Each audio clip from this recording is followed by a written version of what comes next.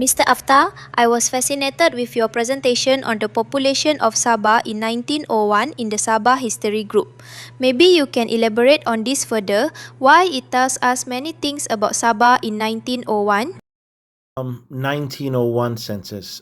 It's the one that you're referring to, and that's on the screen here, is a census that was conducted by the British North Borneo Chartered Company.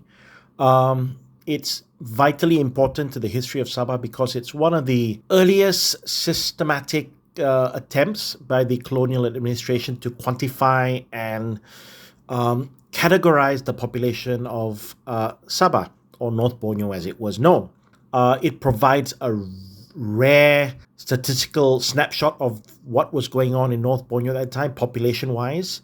And it gives us a reality check of the demographics of the population at that time, before we had large scale pre-war and post Second World War migration, and of course post migration 1970 onwards, when you have conflict in the southern Philippines and you see the start of mass migration into Sabah from the southern Philippines, and then also mass migrations of Indonesians from various parts of Indonesia, Sulawesi and Kalimantan and so forth. So, what stands out immediately from the data? There is an overwhelming dominance, as you can see from the numbers, and diversity of the various indigenous populations. So, out of the total population, so we know 1901, the Sabah population was 104,525. The majority are classified under natives of Borneo. So, you have Dusuns, which is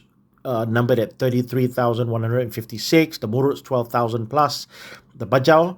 Now, when we talk about the Bajau, we are talking specifically about the Bajau on the west coast of Sabah, not the Bajau on the east coast of Sabah. Orang Sungai, which is predominantly in the Pitas and Kinabatangan areas, and also further down towards what is today Samporna.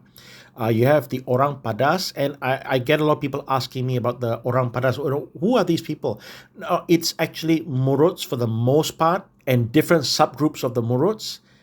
So this is an area between what is today Beaufort, the town of Beaufort on the west coast of Sabah, and Tenem, which is in the interior. So when the chartered company planned on building the railway line that connected Jesselton to Beaufort, and then after that from Beaufort to Tenem, so when they started venturing in from Beaufort and they started cutting a trail along the Padas River to get to Tenem, they came across many different villages and many different peoples along that route, the majority being Murut living along the river, the edge of the river. And so the number comes to 6,784. So they've classed them as Orang Padas specifically just for recording purposes, so they know how many people actually live along the river between Beaufort and Tenem. The other interesting thing is that what they've done is all the different groups have been classed, especially in the interior, all the different groups have been classed under the Dusun category. And so the British just merely followed that and put everybody in that Dusun category, right? Lumped everybody in. And then also with Muruts, you had the same thing sort of happening as well with the Lun Bawang and Lun Dayu. They get lumped into the Murut category as well. So you've got to be a bit careful with the numbers, right? So then you have the Malays. So the Malays essentially are Bruneians for the most part. Could include Kadayans as well. And then you have a very small European population of 195 colonial officers and their families. You have a small number of Arabs. You have 442 Indians, so they're predominantly policemen, which includes some of their family as well. You have a Chinese population, a very big Chinese population of 12,282. And you fast forward to 1901. So the Chinese population had already pre-existed. You get some people saying, oh, well, the Chinese all migrated into Sabah. That's simply not true. Chinese have been in North Borneo, in Sabah, going back 1,000 years. You know, it comes through trade, it comes through intermarriage, it comes to migration as well for many reasons. And once they intermarry, of course, then they become intertwined with the indigenous populations, right? So we have to be a little bit open-minded in that regard. And I would say that you have the Sulu. So people who are of the Sulu ethnic background, they have been classed separately as well, which is why you have them listed there. And you have 6,371.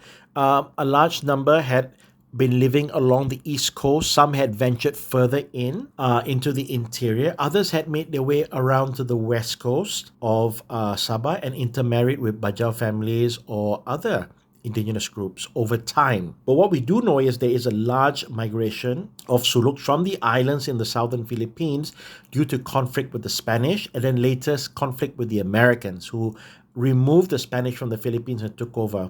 So the Americans just merely continued the war the Spanish had with the Sulu Sultanate, and you have peoples from many of the islands surrounding Holo Island, where the Sulu Sultanate was, escaping into Sabah. So Sabah has always been an escape route if you go back in time, because obviously it was protected, it was British. So then you have them classified as a category on their own, right? So there is a separation between the Bajau, who are predominantly on the west coast, and you have separation from the Suluks. You will find the Iranon also class themselves a category on their own. They identify themselves as Iranon. It's spelled as Ilanon, so that's 320 people. You have a small population of Dayaks from Sarawak who predominantly are policemen as well in the North Borneo Constabulary. So they migrated in 1882, and that numbers grew over time. They brought their families, settled down, some intermarried with indigenous peoples in Sabah, and their families grew and they stayed. So the population in 1901 for Dayaks is 542 people, right? So you have Tenggaras as well. The Tenggaras identify themselves as Tenggaras, right? So 474. They don't identify themselves as Dusun, So we're looking at the scale of the population and the possibility. Right? So we have to give at least a plus or minus of 10%. So there is a chance these numbers may not be entirely accurate. So we have to accept that there is a plus or minus of 10%. I think the other thing that's important for us from a historical point of view is that it tells us, and we know there is a population imbalance between the population in Sabah on the west coast in 1901 and the population in the east coast. The population on the east coast by 1882, when the British formed the North Borneo Constabulary in Kudat and then in Senakan, the population on the East Coast is decimated. I use the word decimated because the majority of the indigenous peoples, two things have happened. Number one, they've either been, their villages along the coastlines have been raided, they have been kidnapped or captured, and they have been sold into slavery, either in the slave market on Pulau Tawi-Tawi or in Holo Island, which was formerly known as Sulu Island. And the slave trade is so big, it actually ends up being huge business for the Sulu Sultanate, right? Raiding villages along the coastlines of Sabah, kidnapping indigenous peoples of Sabah to be sold as slaves. And so the population on the East Coast is significantly lower than the West Coast because of piracy, kidnapping, and slavery. Don't see this happening so much. These pirate bases are established sort of the late 1700s along the East Coast. What they are doing then is collecting taxes along the rivers. They're collecting taxes and they're doing trade with the Idaan and the Orang Sungai. There's intermarriages as well, and so forth. So things may have calmed down a little bit by then. But the indigenous peoples, they are sort of missing from the East Coast. So there is a theory the indigenous peoples, because of the attacks, the piracy and kidnappings and so forth, and slavery, many of them migrated inland and ended up in an area called Paginatan in the Ranau district, which is where Nunuk Ragang is. There is a belief, and this is, again, it is unproven because we simply do not know for a fact, but there is a belief that this is the reason why many of the indigenous groups converge in that one area, because it's just safe, much safer and easier to defend. Because, if you've been to Paginatan, you will see the river that flows out to the east coast narrows in Paginatan. It is significantly easier to defend and it is harder to reach, especially if you're trying to go upriver in a canoe or a ship or a boat. So that is one theory that we have that explains the Nunuk Ragan theory and the migration of the indigenous peoples to the north and also to the west coast of present-day Sabah.